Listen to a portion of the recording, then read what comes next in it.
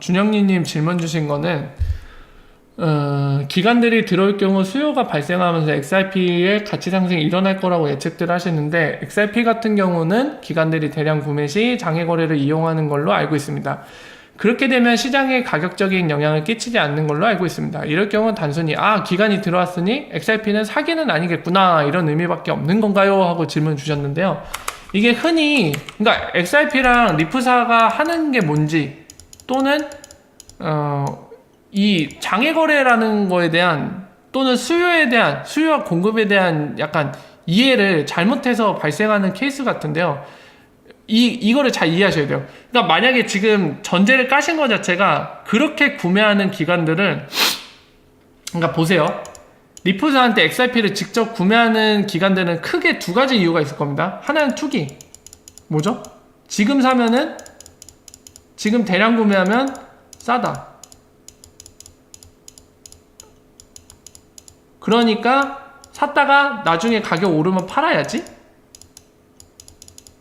이런 금융기관이 있겠죠? 팔아? 이렇게. 그리고 하나는 뭐죠? 진짜로 XRP로 효율적인 세틀먼트 위해서 사는 금융기관들이 있겠죠. 크게 둘 중에 하나죠. 물론 거래소 같은 데들이 약간 본인들 보유량, 그러니까 고객의 어떻게 보면 보증금이죠. 본인들이 고객한테 거래를 시키는 그 최대 양수만큼 본인들이 보유해야 고객들이 이거 XRP 내놔 요구했을 때 빼줄 수가 있잖아요. 그러니까 뭐 그렇게 거래소가 사는 것도 있겠지만, 그거는 약간 메이저 이유에 해당되지 않기 때문에 걔는 제외를 가감하게 시키겠습니다. 그래서 지금 설명드린 것처럼 두 개가 있을 텐데, 1번은 뭐 말할 것도 없죠. 1번 이거 대량 구매한다고 가격에 영향을 줄까요? 안 주겠죠. 장외 거래고. 2번 어떻습니까? 이번도 이제 다이렉트 세일로 리프사한테 구매하면 가격에 영향 없겠죠? 전혀 없습니다. 다 장외 거래니까. 자, 두 번째 또 뭘 볼 거냐면, 얘네의 목적을 봐야 되는데, 이렇게 구매하는 친구들은 여러분들 어차피 나중에 투기적인 목적으로 팔 거잖아요. 이게 수요가 되나요? 수요가 안 되죠. 이건 수요라고 볼 수가 없죠. 그냥 본인들 그냥 비싸게 투기로 팔고 싶다는 거니까 이건 수요가 안 됩니다. 말할 것도 없어요. 수요가 되는 건 이 아래쪽이죠. 이거 O라고 해야 되죠? 그러니까 지금 보통은 우리가 좀 약간 디테일하게 봐야 되는 부분이 이런 부분들이에요. 이렇게 사는 애들도 있을 텐데, 이런 거 보면은 저 얘기가 맞는 거예요. 뭐 가격에 영향 안 주지. 근데 이쪽으로 구매하는 거는 수요가 됩니다. 이건 수요가 될 거고, 지금 중요한 거는 뭐냐면은 그 전반적인 구조를 이해해야 되는데, 그러니까 이게 좀 약간은 쉽지가 않아요, 접근이. 그러니까 이해를 하려면 공부를 하실 수밖에 없어요. 이게 되게 경제적인 관점이나 금융 쪽에 디테일한 게 자꾸 들어가기 때문에 공부를 안 하면은 이해가 좀 힘듭니다. 뭘 설명드릴 거냐면은, 이 선순환 구조 또 설명드려야 될 것 같은데, 자 보세요. 기본적으로 브릿지라는 개념부터 설명을 드려야겠네. XRP를 브릿지 하려면은, 자 보세요. 예를 들면은 달러에서 XRP 중간에 거치고 한국 원화로 바꾼다고 상황 설정을 합시다. 이렇게 했을 때 뭐가 돼야 되냐면은, 이거 바꾸는 과정 첫 번째, 달러를 바꿔야겠죠. 그리고 XRP를 다시 원화로 바꿔야겠죠. 이 두 가지 과정이 크게 필요한데, 요약해서 얘기하면 이거를 할 때 어디서 바꿀 수 있죠? 그러니까 누군가 유동성을 제공해주는 시장이 있어야지 가능하잖아요. 이 유동성을 제공해줘야 되죠. 예를 들면 달러에서 XRP 바꾸려면은 이 XRP를 달러를 받고 파는 그런 사람들, 그런 유동성이 있어야지 이 교환이 가능합니다. 어디서 가능하죠? 오늘날은 암호화폐 시장. 오늘날은 일단 암호화폐 시장이 대표적인 예죠. 그래서 지금부터 이 암호화폐 시장 대표적인 예로 디테일한 그 세계로 꼬고 떠나보겠습니다. 자, 보시면은 오더북이라는 게 존재를 합니다. 여러분들한테 친숙하신, 우리나라 말로 매수 매도벽이라고 부르는 이 녀석. 이쪽이 매수, 이쪽이 매도벽이겠죠. 매수벽은 XRP를 특정 법정화폐로, 지금 같은 경우에 달러에서 XRP로 바꿀 거니까 달러로 산다는 쪽. 이쪽은 XRP를 팔아서 달러를 받겠다는 쪽이죠. 그러니까 아까 같은 상황에서 달러에서 XRP 그리고 원화 이렇게 바꿀 경우에는 지금 이 구간이기 때문에 달러로 이 매도벽에 걸어놓은 유동성 이용해서 살 거란 말이죠. 그러니까 여기 가운데가 1달러라고 하고 상황 설명이 여기 2달러, 3달러라고 아니 여기가 1달러, 2달러, 시장 가격은 2달러 그리고 매수벽의 최대치는 1달러 매도벽의 최대치 이 제일 낮은 가격 이거는 3달러라고 합시다. 상황 설명에서 이렇게 하는 거예요. 사실 이 정도의 갭이 발생할 리는 없겠죠. 단순히 상황 설명에 가정을 하는 거니까 그 점을 유의하세요. 자 그러면 이 3달러 제일 싼 가격에 파는 게 3달러니까 여기에서 사겠죠. 그죠? 이 여기에 있는 오더북 이용할 거란 말이에요. 그죠? 그러면은 뭐가 가능하죠? 이들이 바로 마켓메이커거든요. 여기에 올려놓은 거. 이 사람이 이제 판매가 되겠죠. 3달러에. 그럼 달러를 받았잖아요. 개당 3달러에 팔아갖고. 그럼 얘는 또 뭐를 할까요? 이 시장이 돈이 된다고 생각하면 이쪽으로 옮겨올 겁니다. 달러를 본인이 만약에 XRP 10개를 팔았다고 가정해보세요. 그러면 30달러 받았겠죠. 개당 3달러 했으니까. 그럼 30달러로 여기다 걸어 놓겠죠. 30개를 산다고 걸겠죠. 그죠? 그쵸 여러분들? 근데 누군가가 반대로 원화를 XRP로 컨버팅하고 달러로 바꾸려고 엑스라피드든 뭐든 썼어요. XRP 직접 홀딩하든 그 방식으로 보유한 걸 쓰든 했습니다. 그럼 여기로 와야겠죠. 여기로 오면서 어떻게 해야 돼요? 거꾸로 해야 되잖아요. 그죠?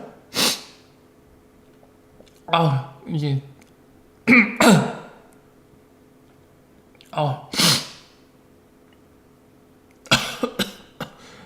아우 잠깐만요 여러분들 코 막혀갖고 미치겠다.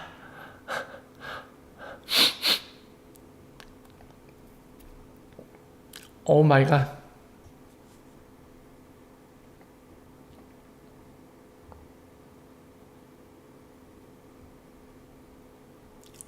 죽겠네. 자 반대 이제 얘기할게요. 반대죠.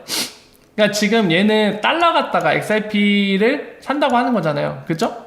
그러니까 반대의 경우를 하려고 하는 애들이 등장하겠죠. 마켓메이커들이 이렇게 유동성을 제공해주면은. 그죠? 누구로 해야 되나? 이거 반대 경우로 하면 안 되겠네? 잠시만요. 이거는 산다는 경우니까. 하면 되네. 반대 경우. 그러니까 달러 갖고 XRP를 산다고 하는 거니까 이 반대로 오는 경우는 XRP 주면서 여기다 팔면 될 거 아니에요. 그죠? 그죠? 네, 그렇게 하면 되는데 그러면 여기서 또 이 시장 가격보다 더 싼 가격에 사려고 하는 거기 때문에 이득을 또 챙길 수 있단 말이에요. 그러니까 이 얘기는 뭐냐면은 이 간격 스프레드라고 부른다고 했잖아요. 이 스프레드만큼 계속 차익을 챙길 수 있어요. 마켓메이커가. 그러면은 이득이 되니까 당연히 이 시장에서 이 유동성 XRP와 피아트 간에 교환하는 유동성을 제공하면서 이들은 시장 가격보다 싸게 XRP를 사고 시장 가격보다 높게 XRP를 팔아서 이 유동성을 대주는 대가로 이 스프레드 차익만큼 계속 이익을 실현할 거란 말이에요. 마켓메이커들은. 근데 여러분들 이게 실현하려면 마켓메이커들은 뭐가 필요하죠? 이 본인들이 제공하는 유동성을 이용하는 고객들이 필요합니다. 이 유동성을 이용하는 고객들이 바로 누구죠? 엑스라피드 같은 솔루션을 쓰는 고객들. 엑스라피드 이 오더북에서 테이커로서 갖고 가는 거잖아요. 이 유동성을 제공해주면 이거를 샀다 팔아갖고 효율적으로 컨버팅을 하는 게 바로 엑스라피드입니다. 그러니까 엑스라피드의 사용량이 증가한다는 뭘 의미하냐면 여기에서 이 유동성을 대주면서 이익을 실현하는 그 사람들의 볼륨이 커진다는 거예요. 그러면 여러분들 잘 생각해보세요. 이 판이 돈이 돼요. 그러면 돈 냄새 잘 맡잖아요. 금융기관들. 상인들은. 그럼 마켓메이커들이 더 들어오겠죠. 이 시장이 돈이 된다고 하면은 점점 들어올 겁니다. 근데 이거를 하려면 이 사람들 뭐를 해야 돼요? 적어도 XRP 더미를 보유하고 있어야 돼요. 왜 그러죠? 양쪽에 다 걸기 때문이죠. 양쪽에. 한쪽에다만 거는 바보짓을 안 할 겁니다. 이거를 계속 조절하려면 양쪽에 다 걸어야 돼요. 그리고 물론 이제 더 디테일하게 들어가면 얘네도 본인들의 손실분을 어떻게든 유지할 수 있도록 선물 거래 이런 거로 약간 리스크 조절은 해야 되는데 어쨌든 간에 양쪽에 다 필요하다는 얘기는 결국에는 XRP 더미를 어느 정도 이상 보유를 해야 된다는 얘기예요. 그럼 홀드를 하고 있다는 얘기죠. 마켓메이커도 어느 정도 본인들이 직접 보유하면서. 그 얘기는 또 뭐냐면 아까 얘기했듯이 마켓메이커가 이 시장이 돈이 되고 볼륨이 계속 늘어난다. 얼마 전에 딜라틴이 그 얘기했잖아요. 엑스라피드 볼륨이 나날이 증가하고 있다고. 그 얘기는 이 유동성을 활용하는 볼륨이 늘어나고 있다는 얘기고, 그게 많이 늘어날수록 마켓메이커의 이득이 많아진다는 얘기죠. 그런 이 마켓메이커들, 아직 참여 안 한 마켓메이커들이 돈 냄새 맡고 들어올 수도 있겠죠. 야, 나도 여기서 돈 좀 벌자. 이 스프레드만큼 차익을 벌어내자. 들어오겠죠. 그럼 마찬가지로 지금 설명드린 것처럼 XRP를 어느 정도 최소 이상을 더미를 홀드, 본인이 직접 보유해야 이 역할을 할 수 있기 때문에 살 거란 말이에요. 새로 들어온 애들은. 그 얘기는 뭐냐면 마켓메이커들이 계속 들어올수록 이 유동성은 더 높아지고 오더북이 더 높아질 거고요. 수요는 늘어난다는 얘기죠. 얘네들이 홀드를 해야 되니까. 이게 진정한 수요죠. 이런 것들이. 그리고 나중에 그 그림, 아마존이나 우버 같은 애들이 전 세계적으로 활동을 하는 글로벌 기업이잖아요. 전 세계에 있는 고객들 상대이기 때문에 각 나라의 법정화폐를 얘네들이 보유할 수 있단 말이에요. 손쉽게 본인들 서비스를 제공하고 나서. 그러니까 그거를 바로 달러로 바꾸는 게 아니라 이 시장에 뛰어들어서 그걸 활용할 수 있죠. 얘네는 이걸 활용할 수 있잖아요. 예를 들면 반대 가능하잖아요. 그러니까 XRP 더미를 보유하면 얘네들도 쉽게 얘기하면 마켓메이커 역할을 할 수 있는 거죠. 각 나라의 법정화폐 이용에다가 이 엑스라피드 유동성 쓰는 구간 있잖아요. 거기에 법정화폐를 얘네들 아마존이나 우머가 보유하면 그 시장, 이 유동성을 제공하는 게 오늘날은 대표적으로 암호화폐의 그 시장인데, 거기에서 이 마켓메이커처럼 유동성을 대주면서 이 차이만큼 계속 벌어들일 수 있잖아요. 그리고 여차하면 이러기에서 XRP 더미를 얘네도 보유해야 되는데, 이럴 때 여차하면은 자기가 쉽게 컨버팅도 가능하죠. XRP 들고 있다가 이 시장이 조성되어 있는 곳들은 다 XRP로 각종 법정화폐로 컨버팅 하는데 되게 저렴하게 순식간에 바꿀 수 있잖아요. 그러니까 그 장점도 본인들이 투자를 하던 아니면 대금을 쓸 때 이런 식으로 활용이 가능하다는 거죠. 그러니까 이런 이유 때문에 엑스라피드보다 훨씬 저렴하게 기업 활동, 돈을 펀딩하든 아니면 돈을 쓸 수 있기 때문에 이런 글로벌 기업들이 XRP 더미를 보유해서 마켓메이커처럼 활동을 하면서 본인들의 이익을 더 실현할 수 있다. 본인들의 펀드를 더 효과적으로 활용할 수 있다. 이런 이유 때문에요. 그렇기 때문에 얘네도 XRP 더미를 보유할 그런 동기부여가 충분히 되는데, 얘네도 보유를 한다면 이것 또한 수요가 되는 거죠. 그리고 얘네 말고도 은행들, 결국에 XRP가 보편적 수용성을 갖게 돼서 만약에 은행들이 직접 보유해서 그 그림을 보여드릴게요. 다시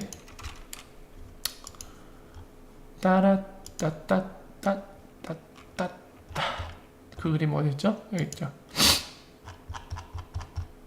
보편적 수용성을 갖게 돼서 이 그림으로 간다. 그러니까 오늘날은 이 그림이죠. 미국의 달러가 유동성도 풍부하기 때문에 보통 미국을 거쳐서 이렇게 돈이 가게 되는데요. 오늘날에는. 근데 이 자리를 XRP가 브릿지에서 대신하게 된다.